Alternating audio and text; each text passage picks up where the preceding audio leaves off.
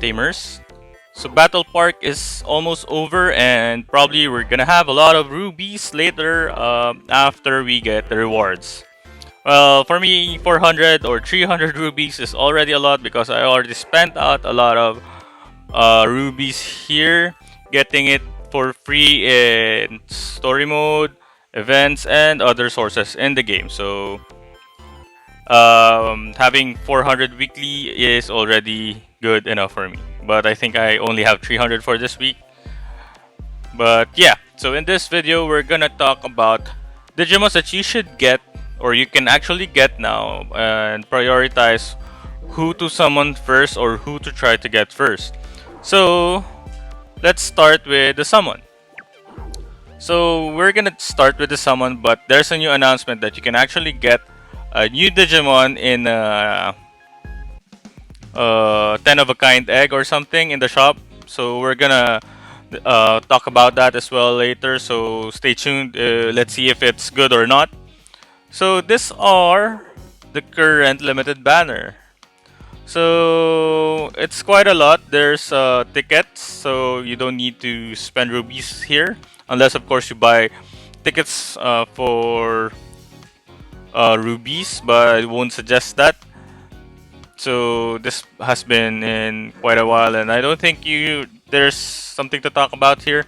This one is new, ReArise banner, another ReArise banner, and there's a couple of new Digimons here, but I don't think you should waste your rubies here. Especially there's 81 days to go for this banner, so Omegamon is here. If you're a fan of Omegamon, yeah, maybe, but Omegamon is not that great anymore. And there's a lot of other Ultra Digimons that you can get your hands on that's actually better. So with that, let's go to what should we try to get first. So for me it's either this banner, ShineGreymon BM and RM banner, or you can try Alphamon or Ouryuken banner. So the only thing here is that in Alphamon or Ouryuken banner, there's nothing else that's good here except Alphamon or Ouryuken. So you got Dynasmon. Dynasmon was good, but now it's not that good anymore. Gallantmon Brave used to be good as well, but I think it's too late for him now. And Ulforce Digimon. So Ulforce is one of the meta Digimons before when he came out, but not anymore. There's a lot of, as you can see, those are Mega Digimons, and most of the meta Digimons now are Ultra. So Alphamon Ouryuken is great for a lot of things, Clash Battle, Battle Park, even in Underworld.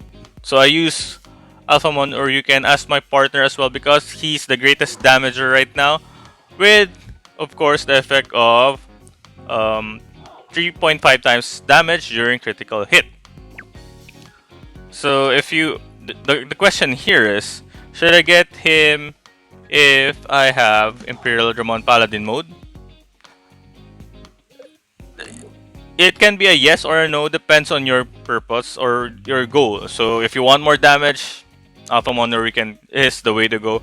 If you're satisfied with the damage and you're just using one damager at a time in your lineup, IPM or Imperial Paladin mode is already good enough.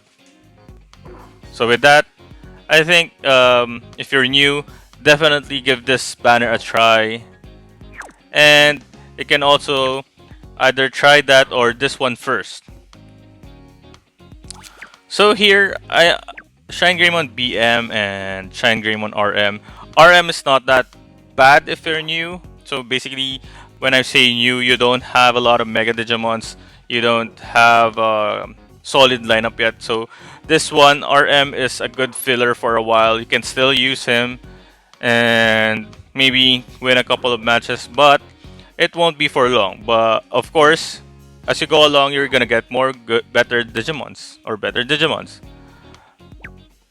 The solid one here is ShineGreymon BM. So even if you're new or old player or tamer, you should probably get ShineGreymon BM. Why? I think At some point, I didn't even notice ShineGreymon BM kind of uh, invaded the meta of Apocalypse simply because, of course, Apocalypse is not here anymore. No banners to get Apocalypse, but Apocalypse's effect is still great. However, the sub skill of this one and even the main skill, basically what it does is inflict a lot of status ailments, specifically burn. Of course, there are other status ailments like this one. The effect of the sub skill is actually great because decrease all enemy status abnormality resistance by 30%. So, s- um, the meta that I'm talking about is actually the status ailment meta. Yep, status ailment meta because of this one. It hits all enemies, then reduces all enemy resistance by 30%. Status ailments resistance. So there's a high chance that you can actually burn them, even poison, error, or what else was that? Basically, those damage dealing status ailments, and it's eventually gonna be something that can make or break your battle park or even some of the battles in the game. Another good thing here is that this one is the tankiest Digimon that you can have right now. Shield is 10,000 damage. Shield is up to 10,000 damage, so you won't receive a damage until the 10,000 is depleted. However, I just recently realized there are other Digimons like Lilithmon, even Bancholilymon, the new Digimon that we have in Step Up Banner, can actually damage ShineGreymon even if he has a shield. So it penetrates through the shield and can even kill ShineGreymon BM if there's enough damage. Also, another good thing here is that this is somewhat I'd call balancer because of the well of the first effect of the passive skill 80%. Tenacious allies um, power increase. So tenacious Digimons are well known for their defense, but if you're gonna increase the damage through the power, then definitely it's a great balance. You get a high powered tank. So that's it. And some of the runner-ups is basically Bancholilymon. If you have this is a good damager if you have ShineGreymon BM. This is a tenacious, of course I mentioned ShineGreymon BM increase the power of tenacious Digimons. So this is one is good. And also this one has a multiplier to its damage. So not just the main skill, not just the sub skill, not just the normal attack, it multiplies everything as long as of course the enemy has status ailment. Any of this, shock, paralysis, stun, sleep, poison, burn, error, skill lock, or even blind, you'd be able to inflict 2.5 times the damage. So with that, you can even have the main skill, ignore enemy block. It doesn't even say it that it penetrates to the dodge, shield, or even the damage limiter. But when I tried it, it can damage all of the Digimons regardless of whatever effects they have. So another good thing here is that aside from being tanky, is that it recovers HP, 50% HP of the damage that it can deal. So given that it's a damager, it can even heal. It can, and it's very tanky. So it's quite somewhat a good balance of everything. Sub skill is not that much, but yeah, it's great. This one is just optional, and of course our newest banner, Jesmon, is great here. Jesmon is great just because if you have the other calm Digimons, but of course if you're new, I don't think it's quite useful. Of course, if you have Alphamon or Ouryuken, it can be useful, but from our banner right now, Alphamon or Ouryuken is the only calm Digimon that's good. So yeah, maybe in the future, still usable.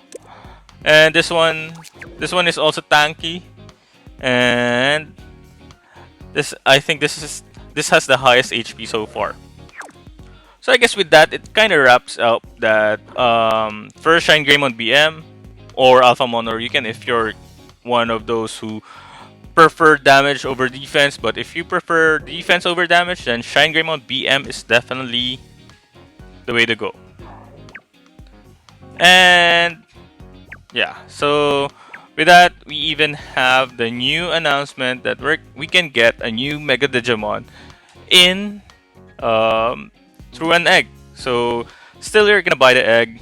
It's I think 10 of a kind, and it doesn't guarantee that you're gonna get that Digimon, but there's a chance. So it's Boltmon Tenacious.